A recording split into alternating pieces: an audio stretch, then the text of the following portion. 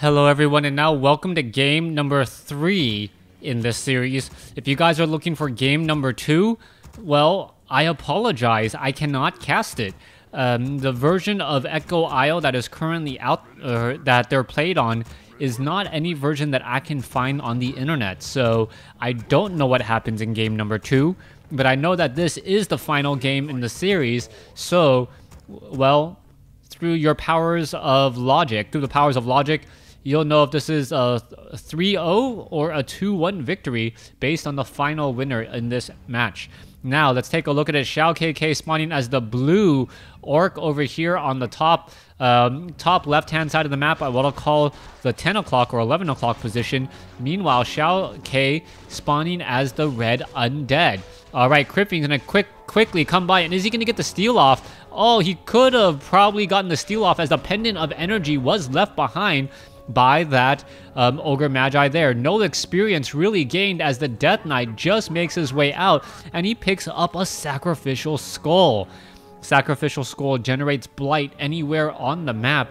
Blight is good not only for establishing buildings, but it gives your units a 200% regeneration rate. That is very, very helpful here as the Ogre Warrior now going to get taken down. Let's see, Blight straight up right there, going and finishing off the rest of this creep camp. This is rather dangerous as XioaKK knows exactly what his opponent is up to with the help of that Watcher Ward. Alright, Troll Trapper going to get taken down here. Dust of Appearance does not reveal anything. There goes one. Finish off the Ogre Warrior, then finish the Trapper. There you go, as the Death Knight is going to be very close to level 2. Meanwhile, the Blade Master is right there, going to get the steal. Oh, wait, what was that? Was that a Death Coil to try and guarantee the steal or kill? Yes, it was, as the Blade Master did not break Windwalk. Alright, meanwhile, Grunt, low hit point Grunt is going to end up surviving there as the Death Knight now goes after the Sea Turtle Hatchling in order to get to level 2.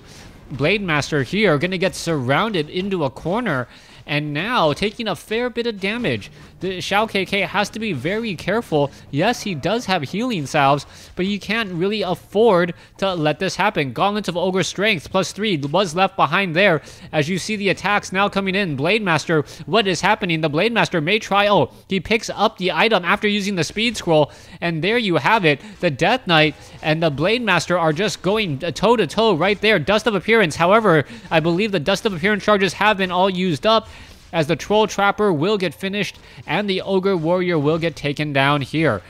Death Knight getting closer to level 3. Blade Master pretty gonna be close to level 3 as well. Both of them are about halfway there, as you can see that there is in fact Blight right here on the map, even though it does not really show up. Take a look at the minimap and you'll see that Blight. Meanwhile, we are taking the Halls of the Dead. More Ziggurats coming into play. Very strong building placement, preventing the Blade Master from getting to these Acolytes, as we're now looking at the Blade Master here finishing up against these Forest Troll Trappers. Meanwhile, let's go ahead and take a look. Blade Master trying to finish this up, uses the healing salve, now going to finish off the Ogre Warrior with the help of those grunts, and with the additional item slot, picking up the Ring of Protection, most likely will end up selling the Gauntlets of Ogre Strength +3, maybe even the Ring of Protection. Yes, picks up a Clarity and a healing salve once more. Death Knight, however, going to be getting to level 3 here in just a moment, and at a level 3, those grunts will really have to check their back. Death Coil doubles in damage up to 200 hit points, and fleeing units will have a much more difficult time. Death Knight still comfortably sitting at level 3. Meanwhile, Blade Master a little bit shy in terms of the experience, as we are just now finishing Halls of the Dead. Off to the north, the Shadow Hunter now making its way out. Blade Master the Death Knight quickly sells some items, as the Blade Master now making his rounds once more. Alright, Grunts off to the north taking a little bit of damage here. Meanwhile, the Crypt Fiends are creeping out. Giant Sea Turtle creep camp looks like it will get taken out here in just a moment. Blade Master just now spots this. This could be very, very dangerous, as the Blade Master is going to go straight for that Death Knight.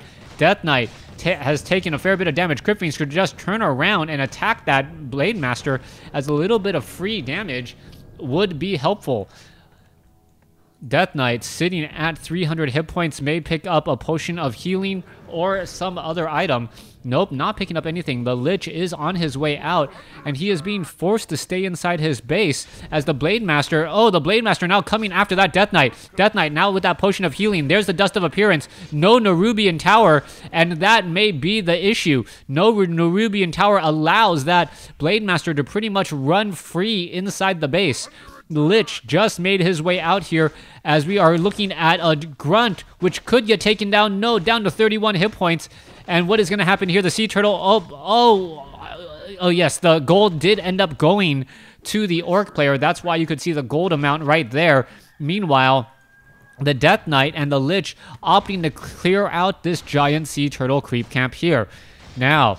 the big question is, are we going to perhaps see a Naga Sea Witch or a Dark Ranger as our third hero? Sea Turtle hatching now taken down.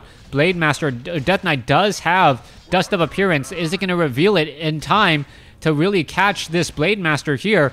And there it is. There is that Blade Master. Oh, there's the strike. Who got the items? The Death Knight got the experience, but the Blade Master got the Scroll of the Beast, which is not that useful of an item unless we see Howl of Terror used. Yes, Scroll of the Beast quickly sold. He was really hoping for a potion of invulnerability or a potion of greater healing. More attacking getting underway. Undead making a strong comeback here to try and finish off this giant Sea Turtle creep camp and perhaps get to level 2 on the Lich. Once level 2 is reached, that Lich will have Frost Nova, as it is extremely important. And level 2 Frost Nova at level 3, and then maybe even Dark Ritual at level 4. Blade Master is right there. As you see, the Blade Master is taking a bit of damage. It is going to be forced to run back away. And what is happening to that Blade Master there? The Blade Master is just absorbing a lot more damage than he would like to admit. Alright, Blade Master down to 62 hit points as the Death Knight gets to level 4 and picks up a potion of greater healing. Blade Master now running away, down to 73 hit points. No healing salves. We'll have to wait for the Shadow Hunter to get some healing love on that Blade Master, as that Blade Master is a true injured Blade Master. One more shot would have been death. All right, let's take a look at this Death Knight. Oh, the Death Knight could come in with the Death Coil. Is it going to land it? Oh, gets the steal instead. He got the steal. The Death Knight ends up getting the steal on the experience, but I don't know if that would have been more useful or if the Blade Master falling would have been the right choice. Another critical mistake. I gotta believe. I gotta believe that the Blade Master. Well, Spirit Link. Okay, Spirit Link would have kept that Blade Master alive. Death Coil for the steal. Very, very important there. Forest Troll Warlord now taken down. Blade Master picks up Belt of Giant Strength. Just what the doctor ordered for more hit points. But his damage is relatively low. Only up to 57 damage on the high end there. Not that high at all. Meanwhile, the Shadow Hunter going to pick up a Tome of Intelligence +2 to try and be a little bit more mana efficient. Level 3 now on the Lich. Potion of Mana on the Death Knight. Lich has double Mantles of Intelligence and an Orb of Corruption for +11 attack. And the Death Knight quickly sells an item, but does not pick up a Potion of Greater Healing. Alright, Blade Master really wants to get to level 4.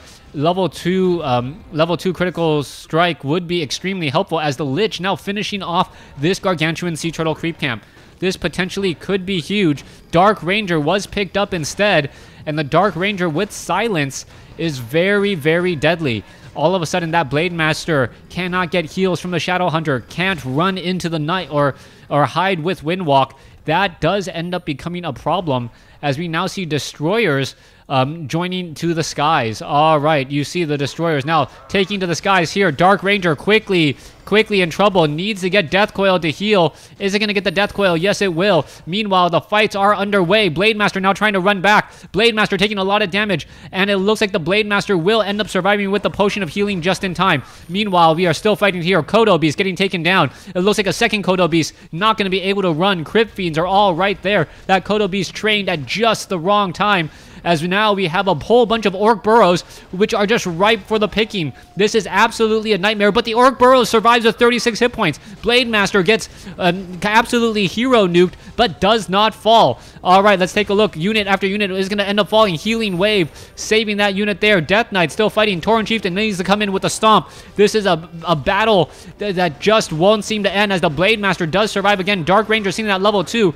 Are we going to see silence? A huge stomp goes down, and it looks like a grunt will get taken down there. There goes an obsidian statue. Both sides fighting.